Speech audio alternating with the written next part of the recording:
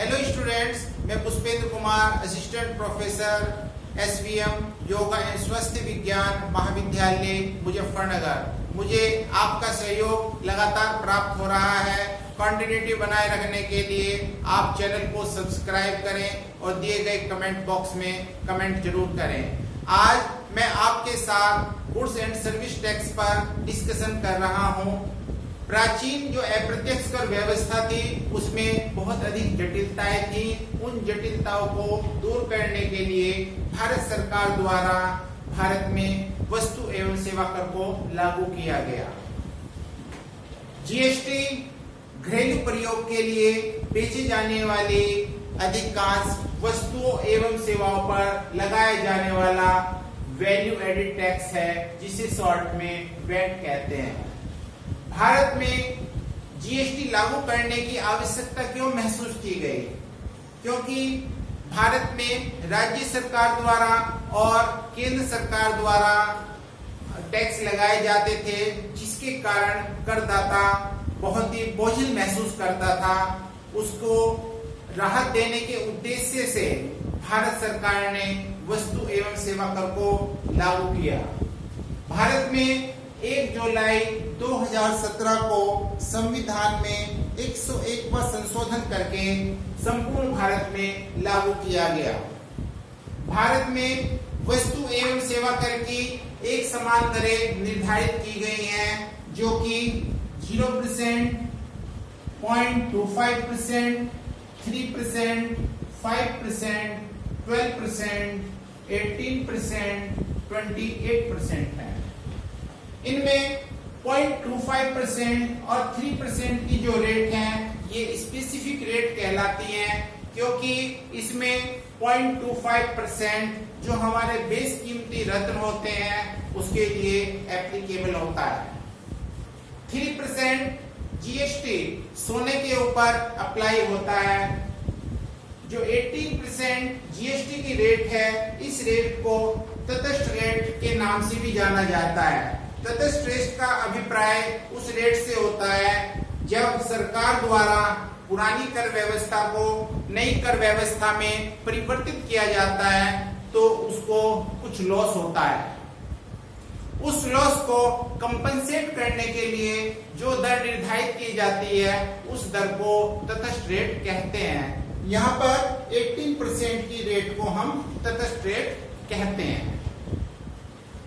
प्राचीन कर व्यवस्था में करदाता के ऊपर बहुत अधिक कर लगाए गए थे। उन समस्त करों को जीएसटी के अंतर्गत समाहित कर दिया गया है। जैसे सीजीएसटी के अंतर्गत central excise duty, additional duty of custom, special additional duty of customs, service tax, central surcharge and cess etcetera, इन सब को सीजीएसटी में इंक्लूड कर दिया गया है। एसजीएसटी के अंतर्गत state VAT, central sales tax, luxury tax, entry tax, entertainment tax, tax on advertisement, purchase tax, tax on lotteries, betting and gambling, surcharge and cess को एसजीएसटी में इंक्लूड कर दिया गया है। जीएसटी के लागू होने से व्यापारी वर्ग को राहत मिली, जिससे एलिमिनेट इन कैस्केडिंग इफेक्ट, दोहरे करारोपण की जो समस्या थी उसको निराकरण कर दिया गया, उसको एलिमिनेट कर दिया गया। Simple and easy online procedure, GST की संपूर्ण व्यवस्था ऑनलाइन है। इसमें किसी का भी हस्तक्षेप न होने के कारण इसकी प्रोसीजर सिंपल है। Number of issue is lesser, करारोपण के संबंध में जितनी भी समस्याएं आ रही थी जीएसटी के लागू होने से उनमें लगातार कमी आती गई। Unorganised sector is regulated under GST, जितने भी असंगठित क्षेत्र हैं सब क्षेत्रों को जीएसटी के अंतर्गत ला दिया गया। जहां पर किसी प्रणाली के गुण होते हैं वहीं पे कुछ दोष भी महसूस किए गए हैं। ठीक उसी प्रकार जीएसटी से भी कुछ नुकसान हुए, जैसे increase cost due to software purchase. GST की सारी प्रणाली ऑनलाइन बेस्ड है, जिसके लिए व्यापारी को महंगे महंगे सॉफ्टवेयर खरीदने पड़ते हैं, जिसके कारण उनकी ऑपरेटिंग कॉस्ट बढ़ जाती है। GST is online taxation system.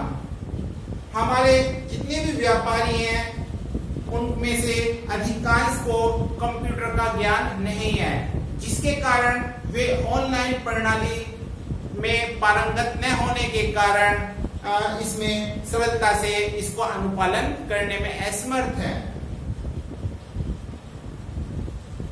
ऐसे में we have a high tax burden। जो स्मॉल एंटरप्राइजेस हैं वो टैक्स का अधिकांश बर्डन महसूस कर रहे हैं। एडमिनिस्ट्रेशन के हिसाब से जीएसटी को 3 पार्ट्स में बांटा गया है, सीजीएसटी, एसजीएसटी और IGST.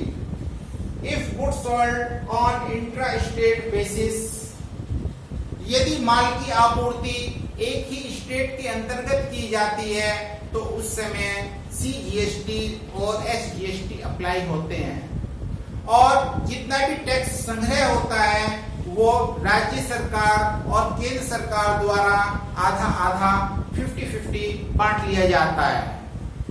IGST if goods sold on intra state basis, यदि माल की आपूर्ति एक राज्य से दूसरे राज्य में की जाती है तो उस समय आईजीएसटी अप्लाई होता है।